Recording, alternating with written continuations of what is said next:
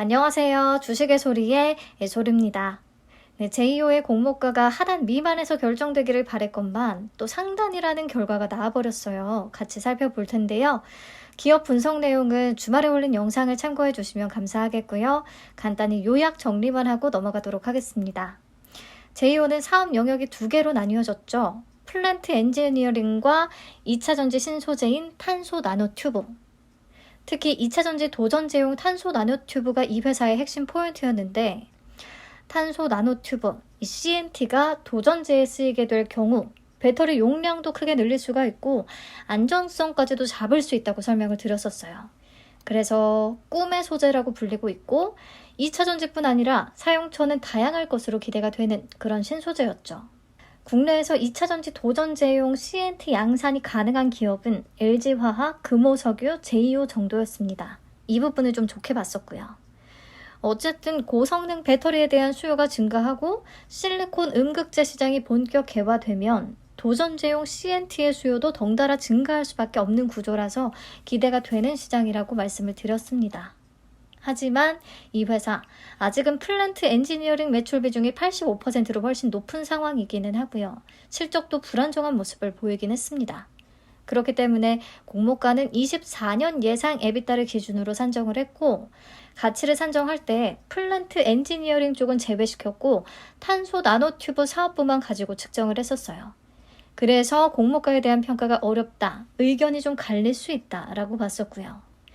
그나마 밴드 하단인 10,000원 아래에서 확정이 된다면 21년에 투자한 벤처캐피털과 SK이노베이션의 투자 단가보다도 낮은 가격이 되기 때문에 메리트가 있을 수 있겠다라는 말씀을 드렸습니다. 그리고 유통 물량이 공모가 하단 기준으로도 700억 원 후반대를 기록하기 때문에 굉장히 무거운 편에 속하는 공모주거든요.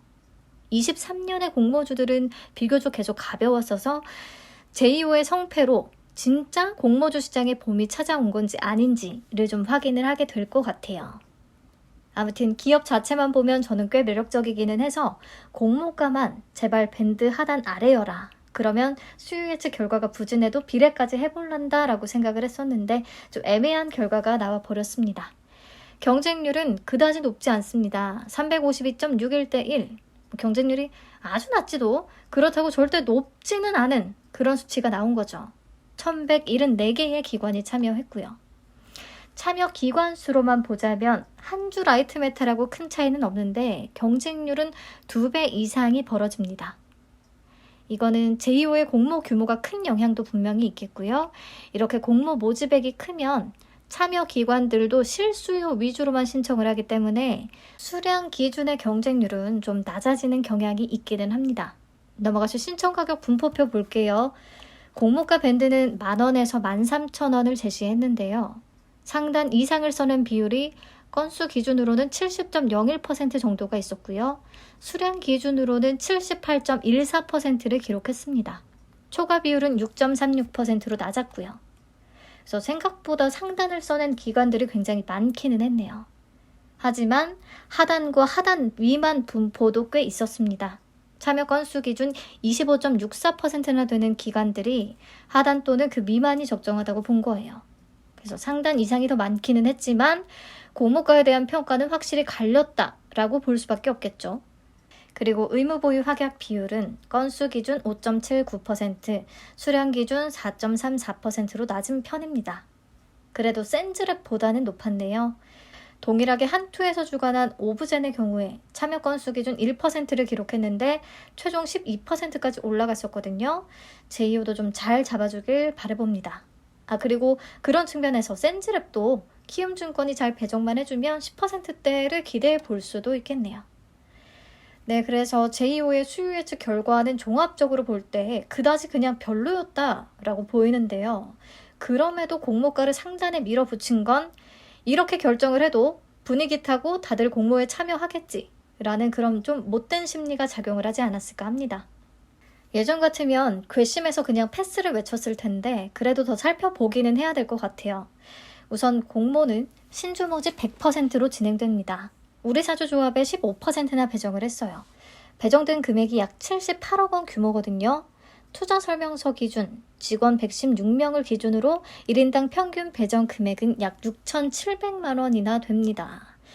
그래서 우리 사주 미달이 발생하는지 1일차 청약 진행 후에 일반 청약자들의 배정 물량이 늘어나는지를 꼭 확인해 봐야겠고요. 미달 없이 다 소화된다면 정말 매우 좋은 징조로 받아들일 수가 있겠습니다. 상장일에 바로 유통 가능한 물량은 770만 2,864주, 24.58% 정도가 되겠고요. 금액으로 계산하면 약 1,001억 원 규모입니다. 매우 무거워요. 기존 주주 비율도 조금 있는 편이죠. 13.73%. 그렇다면 이 회사의 상장일 유통 가능한 기존 주주는 누구냐?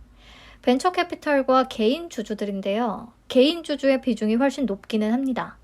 근데 개인 주주들은 정확히 누군지, 매수 단가가 얼마인지는 파악할 수가 없었어요. 주요 재무적 투자자들의 투자 단가는 확인 가능했는데요.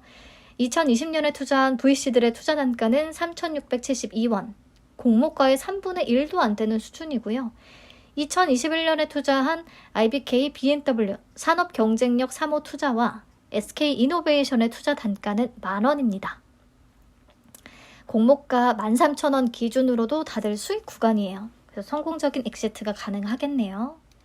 자, 여기까지 정리를 하면 경쟁률은 352.61대 1로 낮지만 아주 최저치까지의 수준은 아닌 거고요. 참여 기관 수도 아주 적지는 않았습니다. 가격 분포표상 상단 이상이 78% 정도 됐지만 하단과 하단 미만을 써낸 기관이 건수 기준 25%가 넘었다는 거. 그래서 공모가에 대한 평가는 갈렸다는 것을 확인할 수가 있었고요. 그럼에도 공모가는 밴드 최상단인 13,000원에 확정을 합니다. 욕심이 반영되긴 한 거죠. 의무보유 확약 비율은 5.30% 정도로 그냥 있다 정도고요.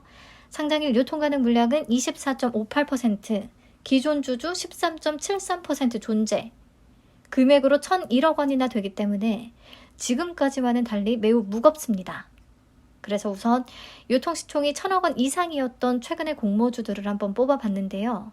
윤성 FNC, 소카, 수산인더스트리, 성일하이텍, 루닛, 범한퓨얼셀 정도가 있겠습니다. 이 중에 윤성 FNC, 수산인더스트리를 제외하고는 다 상장일에 고가 기준으로 수익 구간이 나왔더라고요. 그래서 지금 같은 수급이 좋은 상황이 계속해서 이어진다면 상장일에 수익 가능성이 조금 높다고 볼 수도 있겠다. 조건만으로 볼 때는 그렇다. 그런 생각이 들었고요. 23년 공모주들 중에서는 지금 TMC가 가장 규모가 큰 편이었고 수요 예측 결과나 공모가에 대한 평가, 업황 전망 조금 다 별로였는데 꽤 좋은 결과를 보여줬었던 터라 과연 제이오는 어떨지 궁금해집니다. 제이오의 공모가에 대한 얘기를 다시 좀 해볼게요. 공모가를 산정할 때 2024년 추정 에비타를 기준으로 했고요. 탄소 나노튜브와 플랜트 엔지니어링 사업 영역을 각각 나눠서 각자의 가치를 계산했었죠. 플랜트 쪽은 실적 변동이 크다면서 결국에 탄소 나노튜브로만 기업 가치를 평가해서 주당 평가가액 21,162원을 도출했습니다. 근데 개인적으로 이렇게 가치 산정을 할 거면 각각 사업부의 매출 비중을 좀 적용했어야 되는 거 아닌가 싶어요. 탄소 나노튜브의 매출 비중이 아직은 20%도 채 안 되니까. 그리고 탄소 나노튜브 쪽 유사 기업으로 에코프로비엠, 일진머티리얼즈, 첨보, 코스모 신소재 이렇게를 선정했는데 이미 그 수요가 엄청 대단한 양극재나 음극재, 전해액 첨가제 이런 배터리 주요 소재 업체들을 선정했다는 게 마음에 안 들었습니다. 그래서 이거를 막 처음부터 다 뜯어 고쳐가지고 공모가를 제가 직접 산정해보는 건 너무 의미가 없는 일인 것 같고 제가 생각하는 제이오의 유사 기업들을 따로 선정을 해서 PER을 비교하는 정도만 해보려고 합니다.